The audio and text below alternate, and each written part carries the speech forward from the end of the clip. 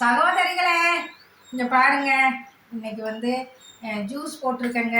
பரங்கிக்காய், பூசணிக்காய், இஞ்சி ஒரு பீஸ் கலந்து. இங்க பாருங்க சகோதரிகளை, எப்படி இருக்கு பாருங்க, எப்படி திடமா இருக்கு பாருங்க. பரங்கிக்காய் பாருங்க எவ்வளோ திடமா, எவ்வளோ ருசிகரமாகவும் இருக்கும் சகோதரிகளை. இது நம்ம டீ போட்டு காலையில் இந்த வெயிலுக்கு எப்படி வெயில் அடிக்குது, காலை நேரத்தில் எப்படி இருக்கு பாருங்க. நான் காலையில தான் போட்டிருக்கேன். இது அப்படியே வேர்த்து கொட்டுது. அந்த நேரத்தில் நம்ம வந்து டீ போட்டு ஆற்றி ஒரு வேலை செய்யணும், நம்ம பூஸ்டாக இருக்கணுங்கிறதுக்காக டீ சாப்பிட்றோம் சகோதரிகளை.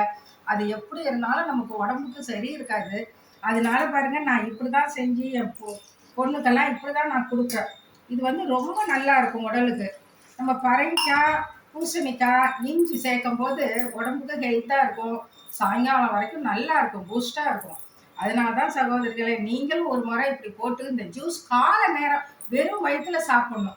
சாப்பிட்டுட்டிங்கன்னா உங்களுக்கு நல்லா இருக்கும். அப்புறம் டிஃபன் சாப்பிட்டு கூட எல்லாருமே இன்னைக்கு டீ காஃபிக்கு அடிமையாக தான் நம்ம இருக்கோம். நான் கூட அப்படிதான்.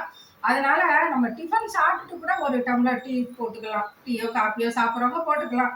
ஆனால் வந்து காலையில் வெறும் வயிற்றுல இது போல ஒரு ஜூஸ் அடித்து குடித்தோம்னா ரொம்ப நல்லா இருக்கு சகோதரிகளை. எல்லாருமே குடிக்கலாம். சுகர் உள்ளவங்க, சின்ன வயசு பிள்ளைங்க எல்லாரும் இந்த ஜூஸ் சாப்பிடுங்க சகோதரிகளை. பாய் சகோதரிகளை.